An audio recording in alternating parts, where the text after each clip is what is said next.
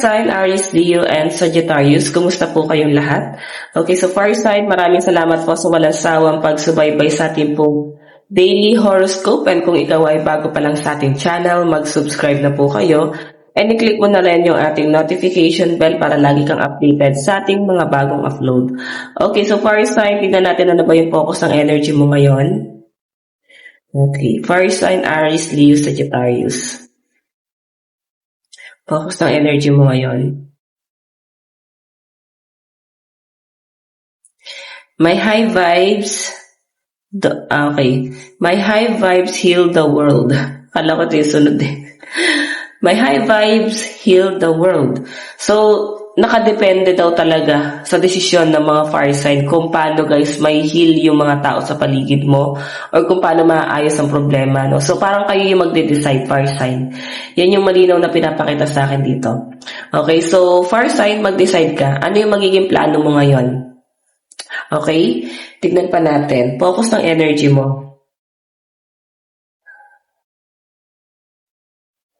Focus po ng energy ni fire sign, Aries, Leo, Sagittarius. Kasi parang ano to guys lahat ng possible na natitikita ng mga fire sign, nabibigyan nyo guys ng good vibes. So mapapansin nyo naman din guys na pag inalisan nyo sila is parang nagiging negative din sila guys. Ganon katindi yung impact nyo. Okay, fire sign, meron tayong eternal love.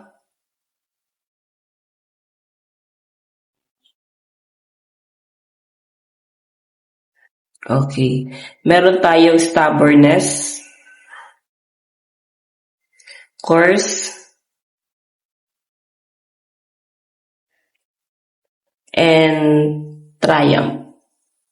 Okay, so yung focus ng energy mo, ayan, no? Siguro naiisip mo dito guys yung family mo or pwedeng yung situation mo sa love life mo, kung paano kayo sa future, paano mo kokontrolin yung sitwasyon. Kasi ito guys, I think pag matagalan naman din guys. Ang problema lang guys, siguro iba dito ng mga single. Ayan, baka sanay na kayo nag-iisa. So parang hindi kayo guys sanay pumasok sa relationship ulit. Meron tayo guys course. So maaaring may nangyayari sa inyo guys na parang negative or pwedeng parang karma or pwedeng karma ng ibang tao na parang ikaw yung nagdudusa. Okay? Nakikita ko guys na parang na-overcome mo na to kasi nandito na yung success, victory and achievement. Okay? So, depende to sa magiging decision mo kung paano mo makukuha itong success na to, fire sign.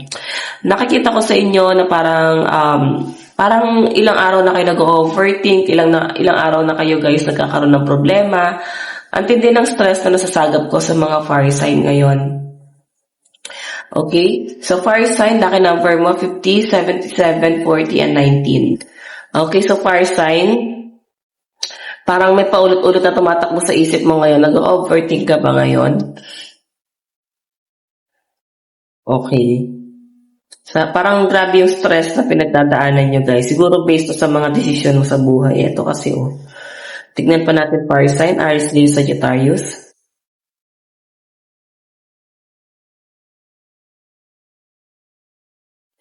Meron tayong clarity. So, naliliwanagan na yung mga fire sign ngayon. Pagdating sa kanilang relationship, may nakikita kong parang may gustong tumalikod. Ano ba to? Ikaw ba yung tumatalikod o ikaw na yung tinalikuran? Nakikita ko naman guys na meron guys pagkakaisa sa inyo pero siguro may gumugulo talaga sa isip mo, fire sign.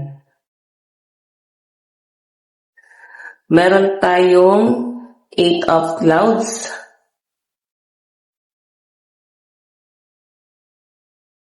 Meron tayong the lovers.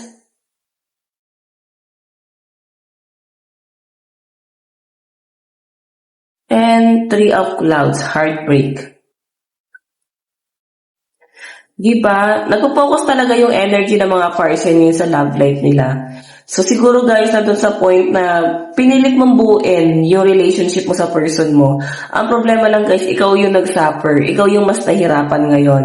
O yung iba naman dito guys, pwedeng, naghiwalay ba kayo ng person mo? Kasi talagang nakapokus sa love life mo eh. So nandun sa point na ang daming gumugulo sa isip mo ngayon. Nahihirapan ka mag-decide sa mga nangyayari. So parang, nahihirapan kang mag-recover. Yan yung malinaw na pinapakita sa akin dito guys. Okay? So, fire sign, kung ano man yung mga nangyayari daw sa buhay mo ngayon, ma-overcome mo to. Okay? Kasi paalis na eh. Paalis na yung mga blockages, paalis na yung mga worry mo, nandun na sa point na nakaka-recover ka na. Makaka-recover ka na kung iaalis mo yung sarili mo sa sitwasyon na ito, kung ano man yung nangyari problema guys, nitong mga nakaraan, hanggang ngayon dala-dala mo pa rin siya. Sobrang hirap na hirap ka guys na mag-recover. Okay? So, sa relationship yun naman guys, yung person, nakikita ko naman na nagpapakatatag kayo eh. Lalo yung person mo, mararamdaman mo na parang buwabawi talaga siya guys. And nandun sa point na nagpapakatatag siya para sa relasyon nyo. Ang problema lang talagang hirap ka pa rin. Okay? 8 of Clouds, hirap ka pa rin. Nahirapan ka na sumabay sa kanya kasi hindi na ito yung nakasanayan mo.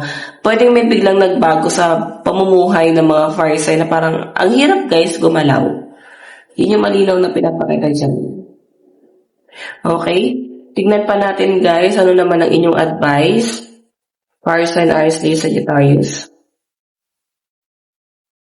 Meron tayong assess the situation. So, siguro kung gusto nyo guys ng katulong, pwedeng nahihirapan ka na isabay-sabay lahat ng mga responsibilidad mo. Siguro doon ka sa point na parang tulungan nyo naman ako, hindi ko kaya ngayon. Ang bigat ng mga iniisip ko, ang daming problema. Tapos para pati sa financial na mga fire sign guys, mas nahihirapan kang mag-decide. Okay? Yun yung pinapakita sa akin dito guys. Nahihirapan ka ngayon na mag-adjust pagdating sa pera mo. Nahihirapan kang kontrolin to guys. Ngayon parang gusto mo ng pagkakaisa rito. Parang unti-unti mo guys nararamdaman na walang pagkakaisa talaga. Okay? So fire sign, ito lang naman po ang inyong reading bukas po. God bless and love you all. Bye-bye.